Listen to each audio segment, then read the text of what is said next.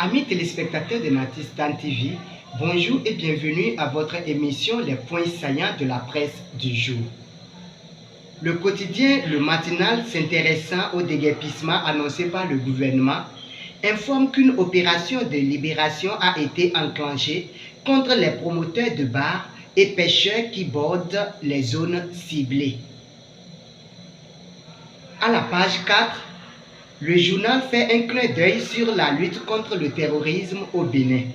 Un Belge expulsé, des hélicoptères 9 réceptionnés par l'armée.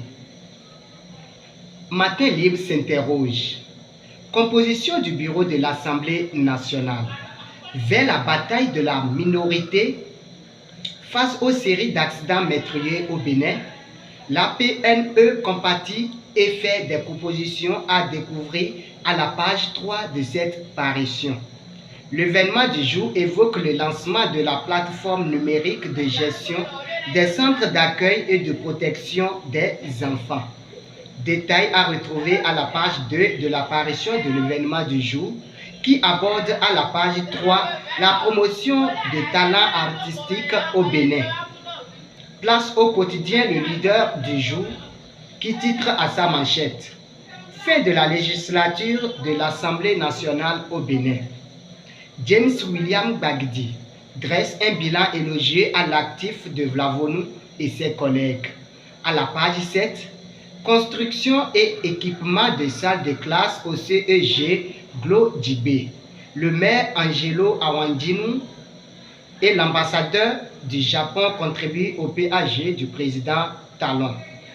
Après cette annonce, le leader du jour informe à la page 10 que la nouvelle version du certificat de résidence a une validité d'1 an. Parlons éducation à présent. Examen de fin d'année scolaire au Bénin. Enseignants et candidats fixés sur les dates de composition. C'est ce qu'a titré la loupe de ce matin avec à l'appui l'intégralité du calendrier national des examens, concours et tests de recrutement au titre de l'année 2023. Toujours dans le domaine de l'éducation, le pays émergent parle de la 9e édition des Jeux universitaires déroulés à Saint-Valo. Y référant, le quotidien aborde à la page 6 de sa parution le satisfecit du DG Alexis Donald Akako. Plus loin, le matin mentionne le pari gagné du gouvernement dans le cadre du démarrage officiel des activités pédagogiques des classes culturelles. Noir sur blanc, le quotidien écrit à la tribune de sa une Assemblée nationale tout sur le bilan de la 8e législature. Bilan à retrouver à la page 4. Une autre information politique, mais cette fois-ci avec Nord-Sud quotidien.